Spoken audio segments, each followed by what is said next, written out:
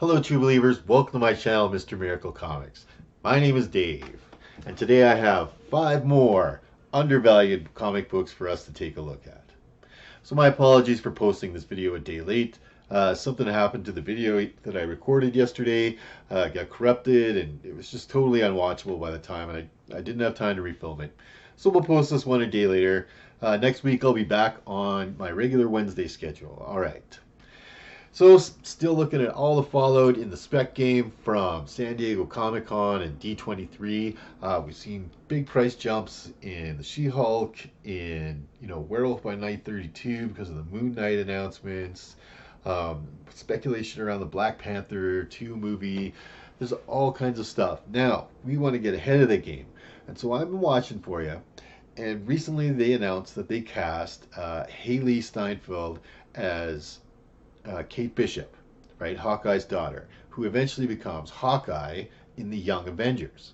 So when I see an A-list character or actress like Haley, she's quite young, but she's still an A-lister for sure.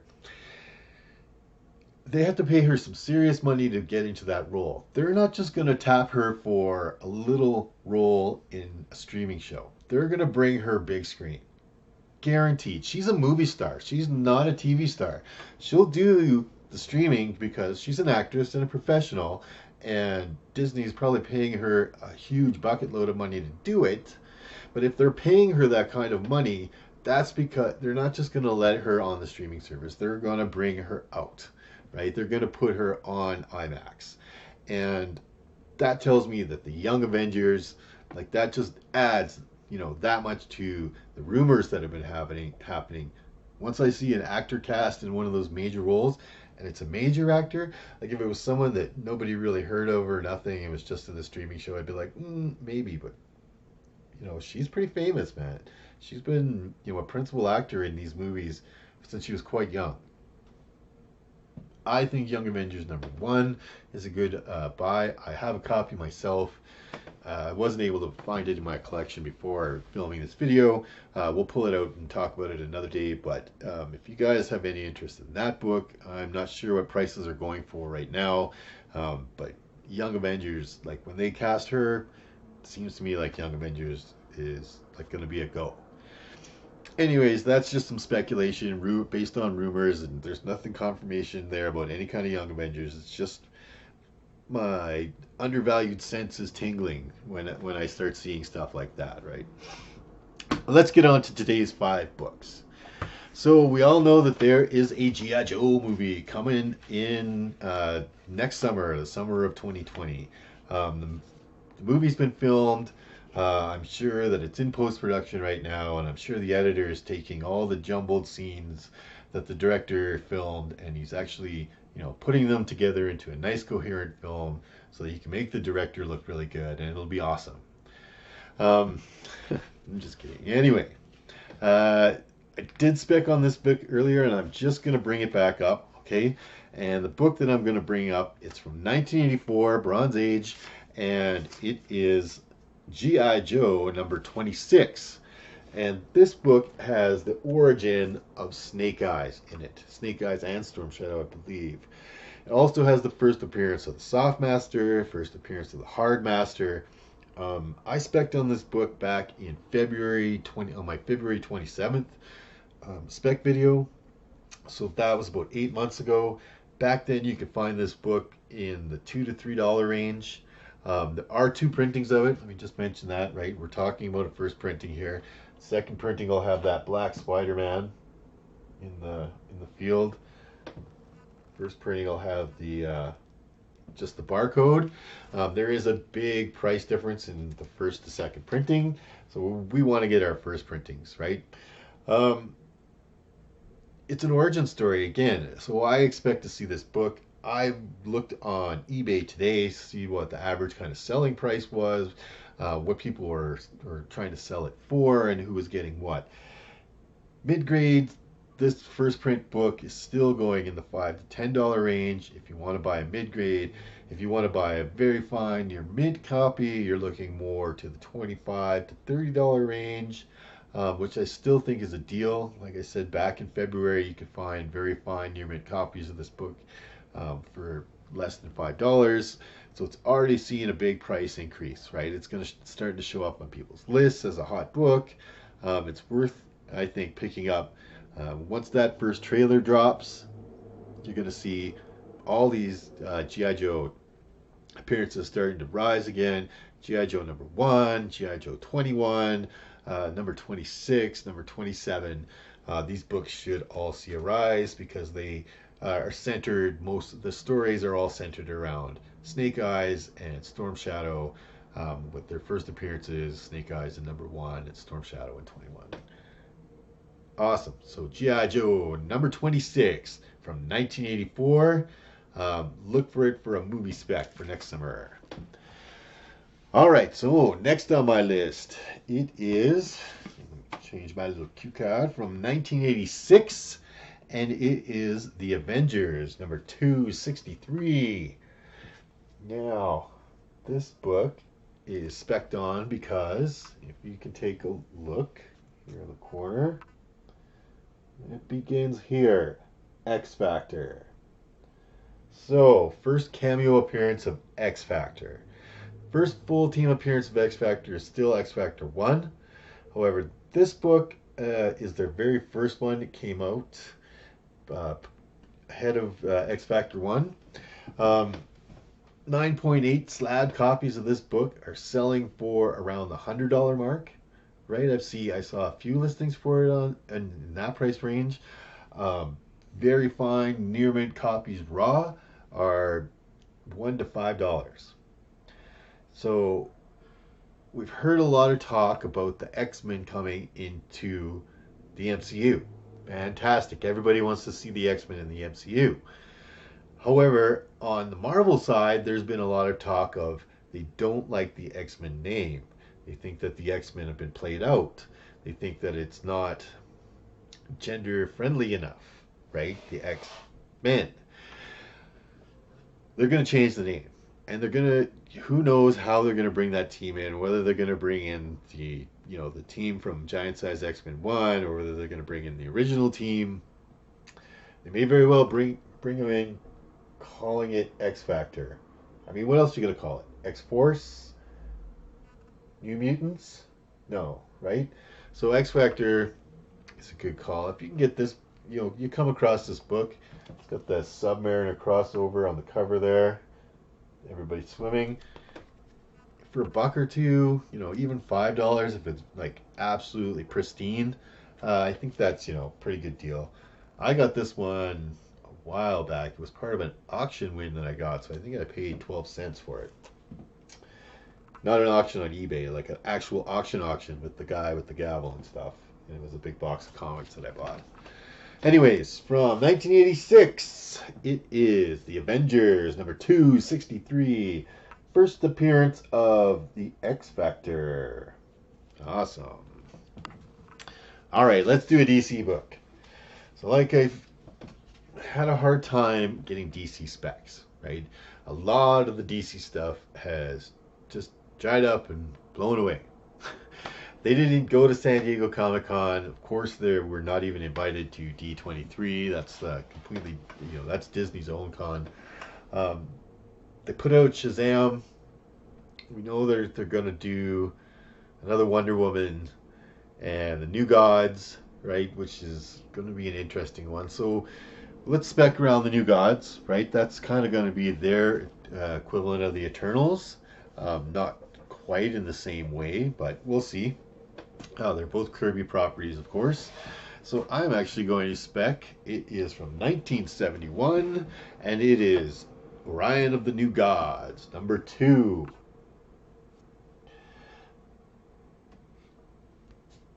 So yes, Orion of the New Gods, number 2, which has the first cover appearance of Darkseid, right? So a lot of people would consider that you don't have a full first appearance until you have a cover appearance, right? Some people go with that criteria. They're real strict.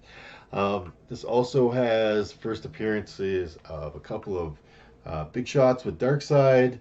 Brola. Brola is like an enforcer for Darkseid. He's one of his elite. He might show up in some sort of capacity in the New Gods around Darkseid. as well as Deep Six, which is actually six guys, and they're kind of like a terrorist team, and they go around and like commit all these different terrorist acts in the name of Darkseid, just create general mayhem. Um, so this is a good book. You can still find this book. Very fine copies are going around the $50 mark. Mid-grade copies shouldn't cost you any more than around the $20 mark, if not less. To get the first cover appearance of the big one, Mr. Darkseid himself. There's a great Orion picture there. This is a Kirby cover. New Gods #2. I actually like this cover better than I like New Gods #1 cover. But yeah, so like I said, really hard to get DC specs, but the few that are there, and there's lots of diehard DC fans, and hopefully this movie turns out well for them. The Joker is just going bananas. People are all over that one about how Joaquin Phoenix and what an excellent movie it is.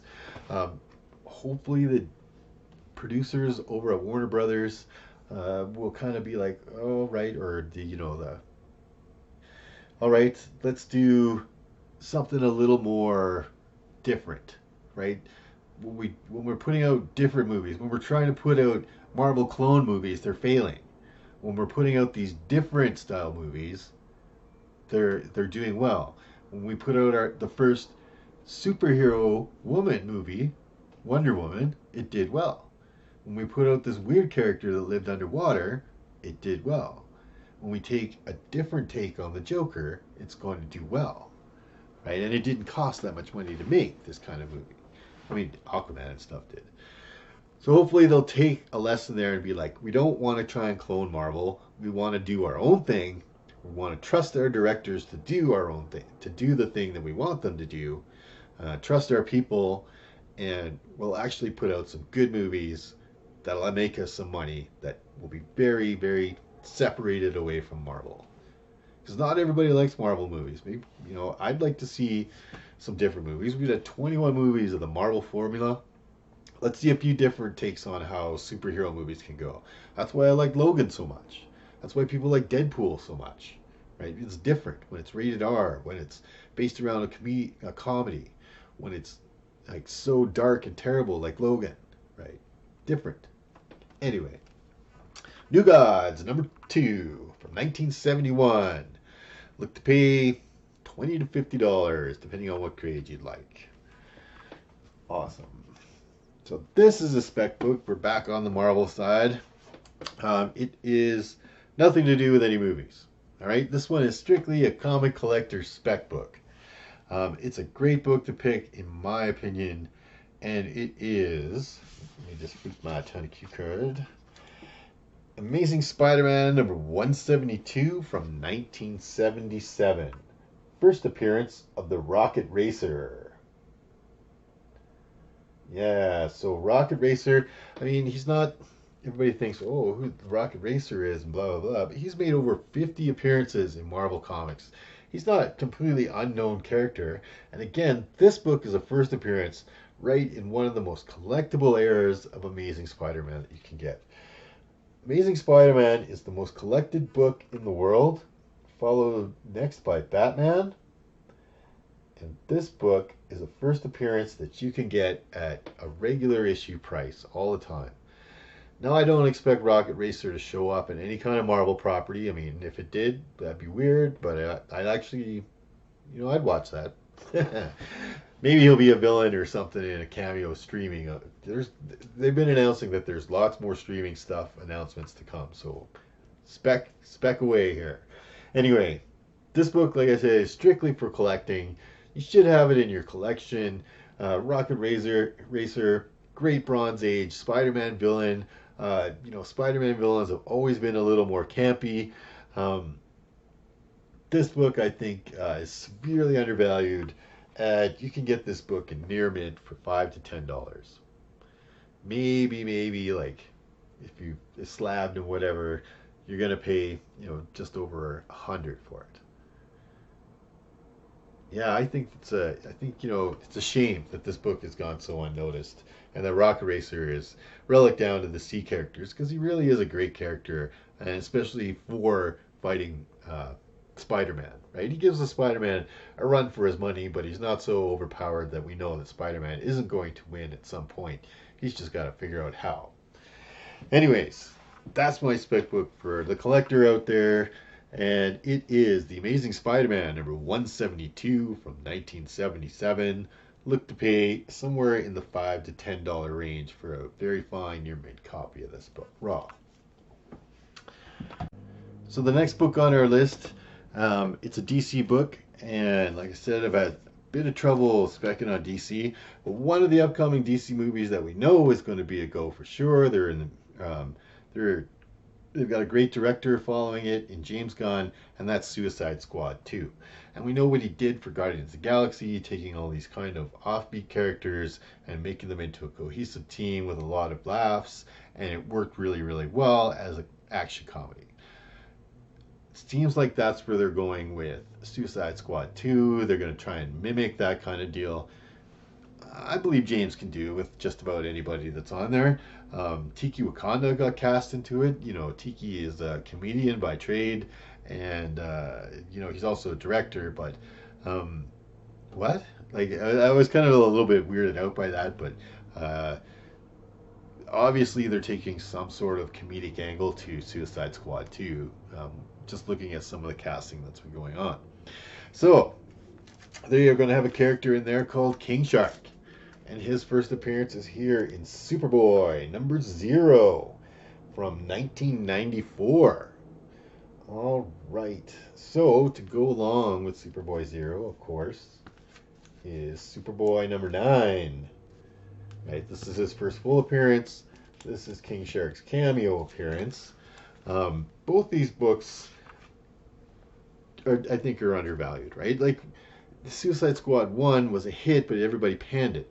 Now they've got a really good director who has a better understanding of how these movies work. We'll see how it's going to go. I think it's going to be a bigger hit. I think it's going to be bigger, and I think the characters, guys like King Shark, might actually get a fan base based on this movie, which would make these books jump up in price quite a bit. So right now you can find these books, 0. You can find, I saw copies on there listed, sold for anywhere around $2 to around $30, right? For a crazy near mint copy would have to be for $30. Don't pay $30 for this book. Look to pay more around the $5 range for this book. I saw lots of listings with that kind of deal. That's Superboy 0. For number 9, the price did jump up a little bit. This has been spec'd on before, but it kind of dropped off radar. And for number 9, you're looking at mid-grade copies for around $10, near mint copies around $40. But we saw what happened with Rocket Raccoon.